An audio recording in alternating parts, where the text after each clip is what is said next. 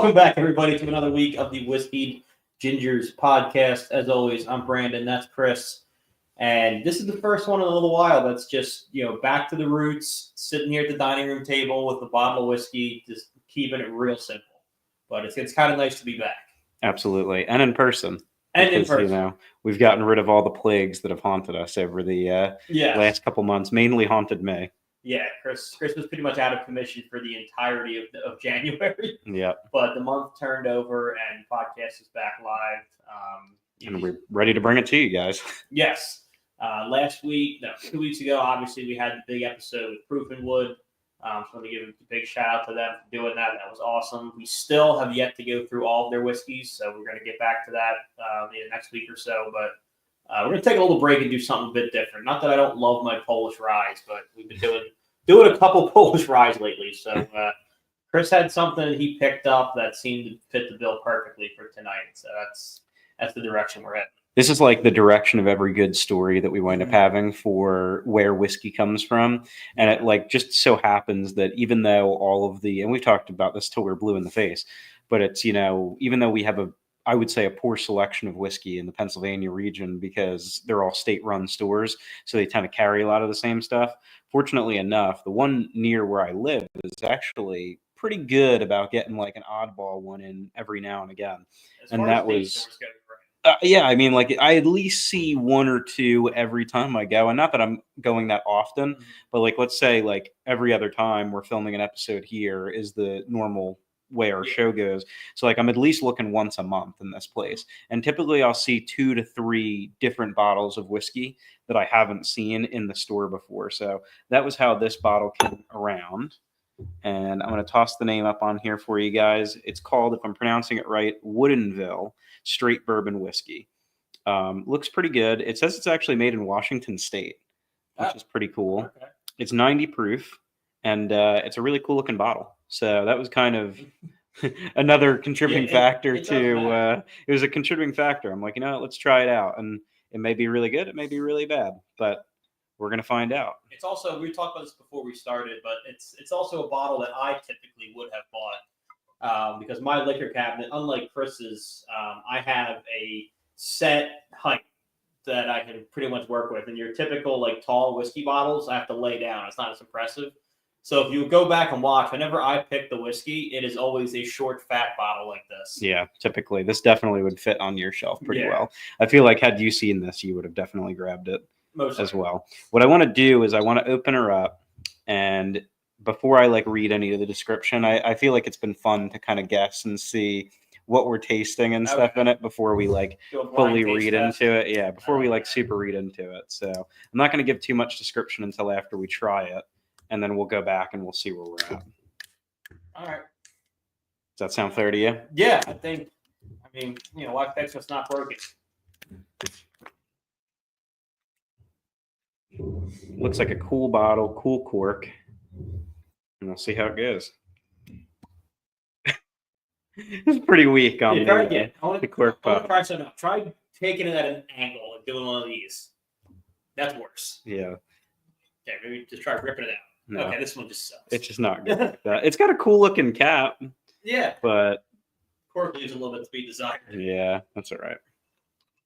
Is what it is. It's funny because they do typically with these wide mouths on them or whatever, if you will, they pour really cool. Yeah. They have a nice pour to them. Like I said, I've been in a little bit of a whiskey drinking. Actually, not that. It felt like it's been longer than it has. You're going to say that it's been a while. I would have been willing to argue it was at least 2 weeks ago because you would have had it with the show. But I had some last week. Nah, that's all right. So let's give it a try. Cheers. See what it's all about.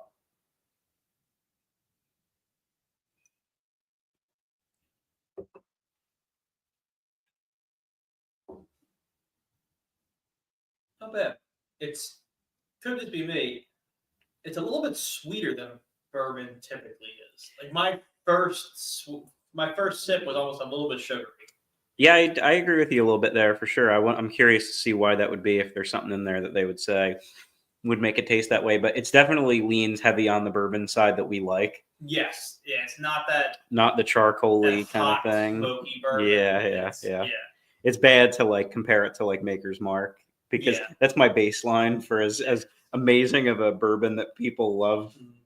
Maker's Mark, I think that's too much for me. Yeah, and we'll get into the nitty gritty of this in a second. I want to derail this for 30 seconds here. Go for it. I'm in the middle of planning a wedding, and when you talk to these, talk to people about their open bars, it's premium open bar, like and then they're always trying to sell. Sure, yeah. So I'm like, I'm big whiskey guy, becoming a bourbon guy. Like, what do you offer?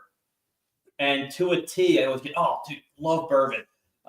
Johnny Walker, love Johnny Walker. We got whiskeys. We keep Jack Daniels in house. Amazing. Yeah, I'm like, phenomenal. Yeah. So mixed drinks, cool. Yeah. Good to know. You're basically a dive bar. Thank you. Yeah, and it's like it's so fun. It's like, dude, I love whiskey. I love Jack Daniels. I'm like, all right, that hurt your chances. All of a sudden, you just tap her on the shoulder and you go, No. "We're leaving." Or make a scene. Yeah, make a scene. We're leaving. This is ridiculous. But to that end, this is an enjoyable bourbon. Yeah. The tricky part about this one, when I'm going to go through some of the stuff on the back, just quickly, briefly read through, see if there's anything jumping out at me flavor wise or anything else. One tricky thing is I don't remember the price of this because I bought it a couple weeks ago. Right. We could look it up for sure. I want to say, if you want me to tell you how much it is or what I think I think I'll do a little digging. Hold on. What's it? Woodinville? Woodinville, yeah. Woodinville. It wasn't a break the bank for sure. Okay, so you don't remember. I don't remember, but I have an idea of how much I think it was. Now I know. Okay. So do you want me to tell you what I think it was? Yeah. And I think it's a fair assessment. I think it was somewhere in the ballpark range of like 45 to 50. Okay.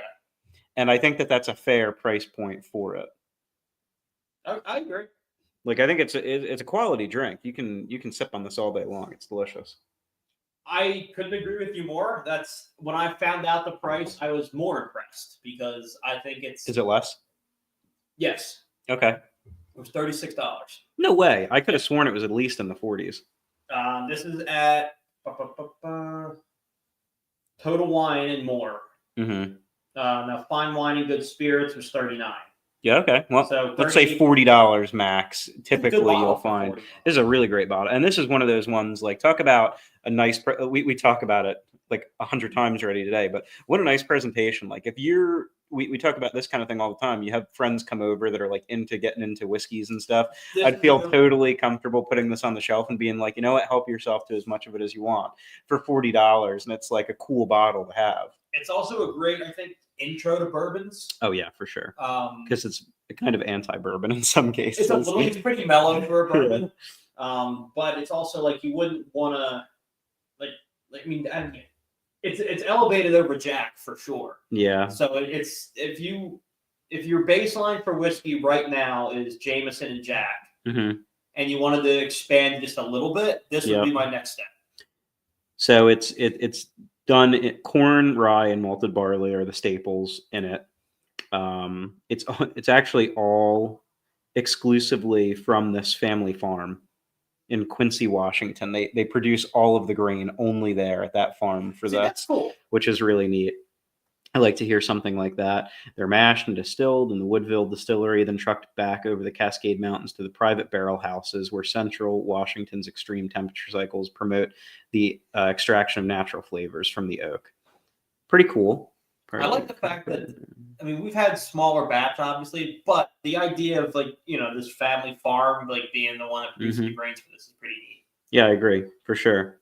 It's saying that it has aromas of creme brulee, spiced cabinet, as well as notes of rich caramel, dark chocolate, vanilla bean, with a sweet lingering finish. That's pretty much on the nose right there. Ever got.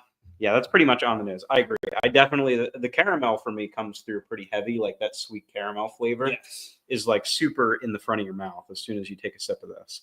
I think that's there for sure. The creme brulee thing, I think that's just, I don't even know what creme brulee tastes like off the top of my head. I don't know if I would get that from it, but no, I think this is an exceptionally well done bourbon for sure. and this is as good of a guess as I can remember you and I had. Like, Mhm. typically, we're real broad, like, oh, it's sweet, so it might taste like this. We Yeah. kind of hit that on the note. Sugary, syrupy, Yeah. caramel, Yeah. chocolate. Like, that's pretty good.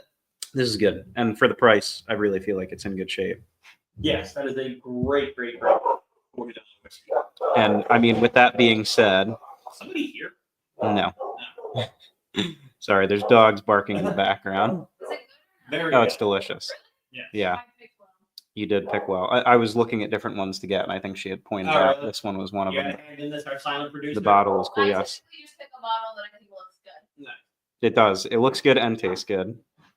Yes. Yeah, it really does. Do you have a, we'll do it at some point around the pod, but you have a really bizarre looking liquor bottle over there.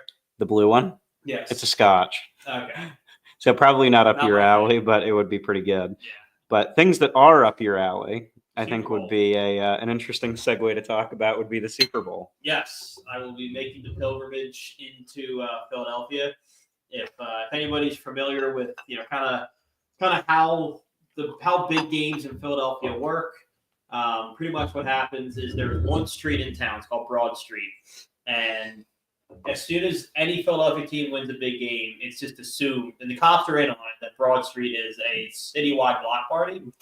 But the thing is, you got to be there before they win. You're not going to get an Uber from the burbs into the city to get on Broad. It's just not going to happen. So I'll be there for the whole day watching Super Bowl. God willing, they win. And I don't know if I'll be on a pole, but I'll definitely be tossing some brewskis to those brave enough to climb. Is there any truth to them like greasing the poles? Oh, yeah. That is a 100%. thing. Yeah.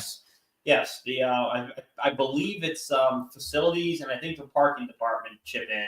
They get these big tubs of it's lard and paintbrushes, and they paint the poles because Philadelphians are known to climb them. I really wouldn't know. I mean, I'm a Pennsylvania implant, so Yeah. like there's things that I'm not aware of, and I'm not like the biggest football fan on the planet. So like for me, it doesn't do much for me, but I know that it's a huge day of the year for a lot of people, and I mean, Oh yeah.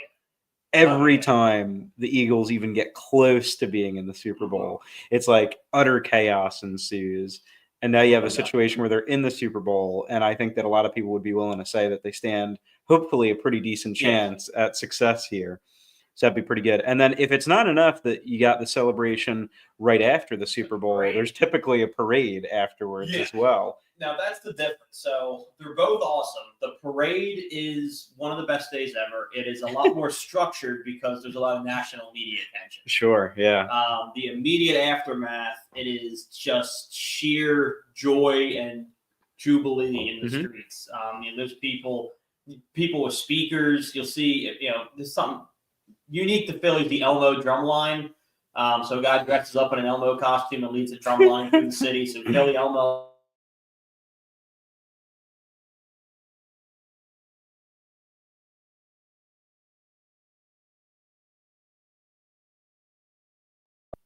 Oh, there we go. We're back. So I love the night of even more. It's just pure pandemonium. It's less structured. There's no structure There's at no all. rules. Just utter chaos ensues. No, in 2018, I remember a bunch of people were jumping on cars driving through traffic, and most drives are pretty cool. But there was an elderly woman leaving to Philadelphia who reaches out of the window with a pistol and starts counting. Oh, God. 5, 4, 3. And everybody's scattered. Yep. But that's kind of the vibes of that. Oh my gosh. Well, be safe. That's all I can say. That sounds like it's something else. But I must imagine. I observe and enjoy. Like a once in a lifetime experience for sure. Fortunately for Birds fans, it may happen a couple times. Within the last few years. You had 2018, and then if you have it again, that'd be pretty cool. Yeah, so we've been to the Super Bowl 3 times in the last 7 years. Yeah, and ain't bad. So things have been good. It's one of those nights, interestingly enough, where everybody, for the most part, out and about is drinking beers. A lot of Miller Lights, a lot of light Pilsners and lagers. Mm-hmm. What would be fun to tie it back into the podcast is imagine that night on dark liquor. Right. Philadelphia does not need more brown liquor. No. Or brown liquor energy, for that matter. No, I don't think so. All of a sudden, everybody's just passing around a bottle of Woodinville. Yeah, that'd be a recipe for disaster. Yeah, they should be restrained to like domestic light beers. Is this like a I'm only asking because I'm totally in the dark with the Mhm. situation. Does it wind up devolving into like a Times Square situation where you're all hanging out on the street? You Yeah. just go to the bathroom. Like is there places that'll let you in? I imagine probably not. Yeah, not places that let you in. I mean, that Broad Street closes for the most part. But it doesn't last as long. So like, if you're smart about it, you pee before you leave whatever establishment you're currently at. And the party on Broad Street for most people is an hour to two at most. Yeah. So you're Like, just hoping you're good to go for that time. yeah, and then you get your ass out of the city and then deal with it then. Like, Yep. you don't worry about an Uber home, an Uber wherever. Like, you Uber to the closest suburb and then reevaluate your options at that point. That's a good point. You must probably want to walk a ways away from Broad too, because it's like you're not going to get. They're not even going to come pick you up. They close it. Yeah. Like, you got to go 3 or 4. And then blocks. even if they would come pick you up, you'd be waiting like 40 minutes for the Uber to come 3 blocks to come pick you up. And somebody would steal your Uber. Yeah. Why not? I've done that For sure. with people. Brandon? Yep, that's me. Yeah, exactly. Or Yeah. it's just like, hey, who was it? I was with one of my buddies, Andrew, at the parade. He asked how much to not pick the next guy up. Mhm. And the guy was like, he's giving me 40. Like, we'll give you 80. Don't pick him up. Just keep going. And that's what he did. He turned off Uber, we got in the car, and he did it off the clock. Streamline that procedure. Dude, no matter how digital we get, and I'm bad with it, I hardly ever have your cash. Cash still talks. Yeah, yeah, for sure. What a miserable day to be an Uber driver. I feel like is Oh God, yeah. It's got to be the worst terrible. of humanity. It's got to be terrible. But stats, because nobody cares about money. Yeah, Nobody's no, so and happy. I mean, it is one of the biggest things where like you can see an immediate inflation in Uber. So it's like you're going to a bar on a Friday night or something, or on a Saturday night. It's like if you're an early bird and you get out there at like 5, you're probably getting a pretty good price on your Uber. All of a sudden, let's say you're like one of those people coming out late to the party. Let's say it's like $20 to get to the bar, and it's 5 p.m. All of a sudden, it's 10 p.m. It's like $60 to get to the bar. Yeah. So you like see it in real time, Oh, yeah. supply and demand. Yeah, And absolutely. Uber has like an analytics department, Yeah. and they're like, how can we milk the most out of this with supply and turning demand? dials. Yeah. They're like, ooh, this is looking like a $20 increase in the next 10 minutes. We're going to hit that number right there. Yeah, the government could knock out drinking and driving if they did like a government-sponsored Uber. Because that is the whole thing. Like, Flat rate Uber. yes, like if each city would do blanket rate like $20 rides. And I'm not saying you can't take it from like Philly to Reading. That's ridiculous. Yeah. But $20 to go 20 bucks, 10-mile radius, city sponsored, you would see DUI numbers plummet. Because it isn't because I don't think people think drinking and driving is cool anymore. This is going to sound terrible. Nothing is worth it. You shouldn't drink and drive. Yeah. However, when you've had maybe 8 or so, and you stop drinking 3 hours ago, physically you feel fine. You might still be over 0.08, and you're looking at spending $100 to go 10 minutes. You got to have some pretty strong morals to go. You know what? It's the right thing to do. I'm going to. Yeah. It's certainly a sticky situation, and like public transportation in general could be a lot better in the U.S. in general. Yeah, I mean Philly is kind of a nightmare for that. And I've been on some of the public transit in Philly, and it's like not ideal. No, I'll do the trolleys are fine. I'll do regional rail, no problem. The Broad Street line to the stadium in the subway is all right. Those inner city subways, yeah, dude, they're kind of you interesting. better watch your six. Yeah. People are hunting you in those places. I've taken the Patco line in and out of the city to New Jersey pretty often. That's a really nice train line, actually. Yeah, so like you can get on that pretty nice. There's parts of it though that you like crawl. I always wondered why that happens when you're on a train. It's like, there's a train in front of you or something's going on. They're like waiting at the station, but sometimes you'll be on the railway and you're literally seeing people walk faster than you are when you're on it. It's like, okay. It's tough, but yeah, anything but the city to city, like the inner city subway. Even though I take the bus over the Philly subway, it's so bad. But I'll cross that bridge when I get to it. And then you just have to deal with the terrible roads in Philly with like I'm not pothole nightmares. Do you think that's a low? Like I know because people drive into Philly and drive into like our general area and complain about how bad the potholes are. Oh, Do they're you think bad that's one of here. those things where like everybody hates their hometowns, so like everybody hates their potholes, or is Pennsylvania? No, Really but I that think bad? it's worse here than it was when I lived in New Jersey. Okay. I think the weather also has a lot to do with it, though. I mean, like by and large, the area I was living in New Jersey, we had less snow than we have here. Yeah. So, like, and less, I wouldn't say less cold weather because that's not necessarily true. No. I mean, it's usually pretty cold there too. But typically, like, my parents still live in the same town. And typically, when we talk weather, it's usually a little bit warmer there than it is here. Yeah. Not by much, but they live by the beach. So that makes sense. Well, we're also, because even though we're a little bit further apart, we're in the same kind of part of Pennsylvania. We're both up and west. Northwest enough that, like, we get a little bit Yeah. colder weather. Northwest for sure. I'm talking like even elevation wise. Like I'm above like Philly. Oh, yeah, Like, for we're sure. up. Yeah. The So- elevation here is a lot higher. Yeah. So that makes a lot of windier, sense for, like, colder, more Snow, exactly. But then what winds up happening is, you wind up having these cracks that get really quickly patched, especially in Philly because they don't have time to close down all these roads to patch the roads properly. So they put these patches in place. It rains, then it freezes, expands, cracks it, and you're left with it. Or it cracks it, you don't notice, and then a snowplow comes through when it snows and just takes Like out crazy. everything. I imagine if you like looked on those major roads in Philly or like even the side streets and you have a pile snow up Mhm. in areas when they're snow plowing. Yeah. I bet you once that melts, I never did this experiment, but I bet you when it melts, you could look in there and just see a pile of like asphalt Yeah. because it's probably like all the pieces they Mhm. ripped off in their path as they were Yeah. going through. That's got to be a brutal job, man. Like I have buddies Snow plowing in the city. just snow plowing in general. I mean, in the city, everything's worse in the city, Mhm. 100%. But I have buddies that do that for landscaping companies, and like they'll work Wednesday to Friday straight through. Yeah. One for sure illegal. I mean, OSHA, if OSHA showed up, they'd be screwed. But I don't think I could stay up that late straight through. Yeah, it's tough. I mean, like driving anything in the city is a nightmare. I mean, like I drove some trailers into the city, and that's like terrifying. I can't imagine driving a big truck with like a giant plow on the front of it. The giant battering ram the size of a lane. I mean, like you're going to take a car out. And I also feel like that's an occupational hazard of like living and working in the city. Like, I mean, that happens all the time. If you have a car, what blows my mind is when people have really nice cars in the city. I'm like, that it's going to get hit. You're going to be in a parking spot. Somebody's going to back into it. Somebody's going to take your mirror off. Like, it's not a matter of if it's going to happen. It's a matter of when it's going to happen. I mean, maybe you are in a really good situation. You can put it in a really nice parking garage all the time. But what happens when you go out to like run for an errand or groceries or something? Like, it's going to get hit. Exactly.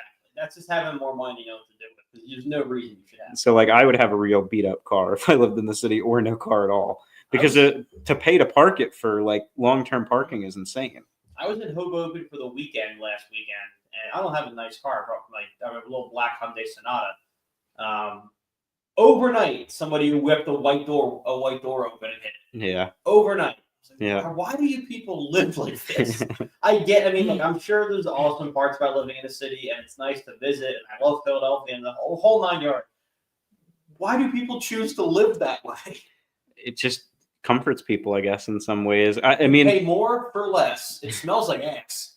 And like you can't drive anywhere. It's weird because like there's things we feel about that, and then there's probably people that live in the city and they're like, I can't imagine living anywhere else. Like, what do you do all the time? It's like, I don't know what normal people that don't live in a city do. Yeah, and like you're a little bit further out. I go for walks. I like, go fishing, do different things. Yeah. I could take my dog for a walk on grass. True. I mean, that's kind of nice. If you wanted to get to the city, I don't know what your commute is, but for me, on non-peak, I could be in the city in 35 minutes. Oh, I can't do that. I can't touch that. I'm probably like an hour to hour 15 to the city from here. And with traffic, it can be pretty, like if I'm going to a hockey game at Wells Fargo, I'm counting like an hour 45. It's probably, because you hit that traffic. Yeah. And it's all like I can get real close. And then it's half an hour worth of traffic. No matter how early I go, it doesn't matter. Yeah. Well, I could show up there at 2 p.m. for a 7 o'clock game and I still hit traffic. Yeah, that's the other thing. Like, I mean, people that live in California and stuff, like, oh, dude, I'll never leave.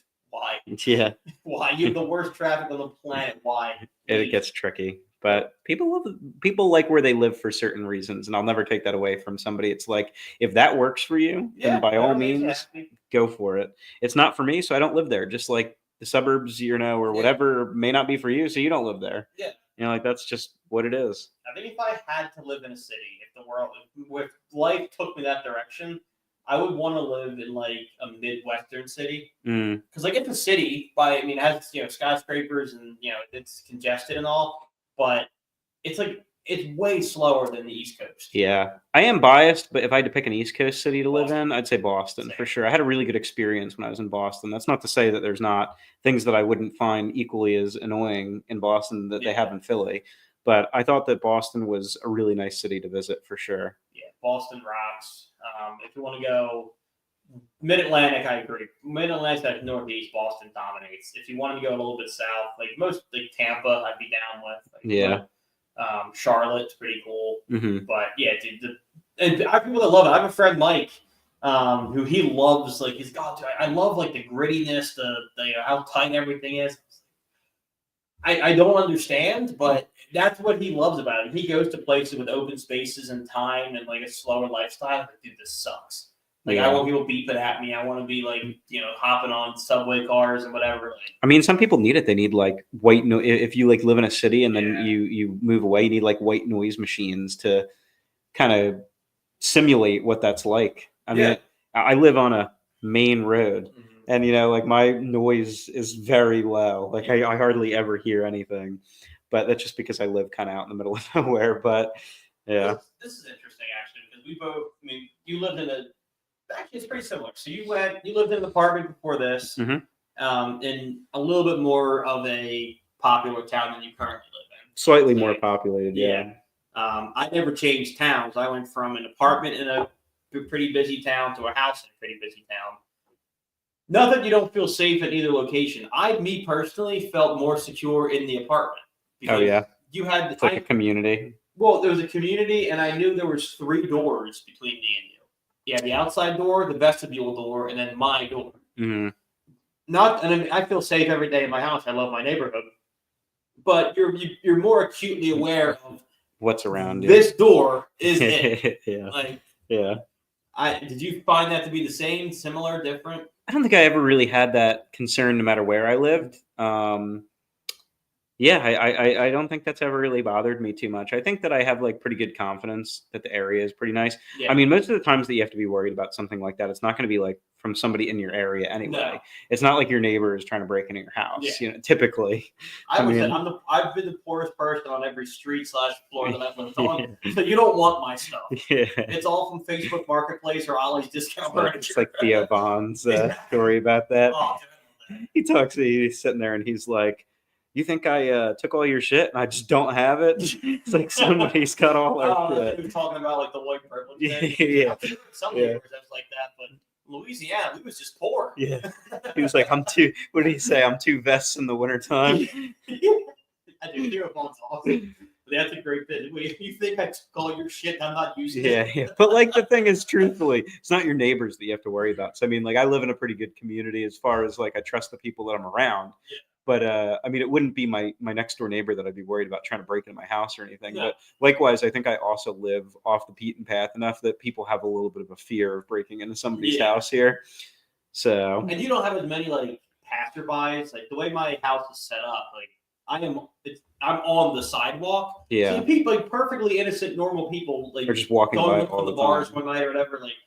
I'll see their head in my window, and it's not. I mean, I don't worry. I leave the door unlocked half the time. I'm getting in trouble for it, but it's just bizarre to see somebody 4 inches away from the inside of your house. For sure. Yeah, I mean, this is the closest I've ever lived to a public sidewalk. Outside of the fact that I guess in the apartment I was pretty close to, but where I grew up was nothing like this. I had I lived in a cul-de-sac and I was nice. In an area where I didn't have that, but yeah, it's interesting. I also have 2 guard dogs, so I don't really.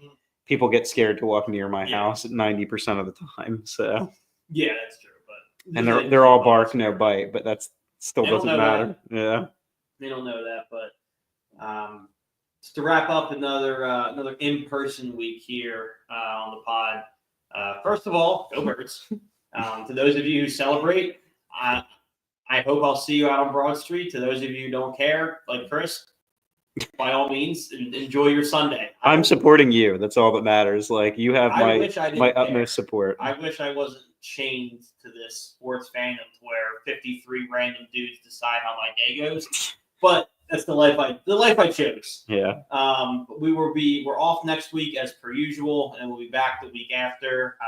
Not doing Proof and Wood again. I was actually gifted a pretty cool whiskey that I've never had. Pretty expensive bottle, so we'll be picking that up in 2 weeks. Nice. I'm excited for it. Yeah, it's a good one. It's from my contacts in the whiskey world. Awesome. So until next time, I'm Brandon. That's Chris. We're the Whiskey Gingers. See you later.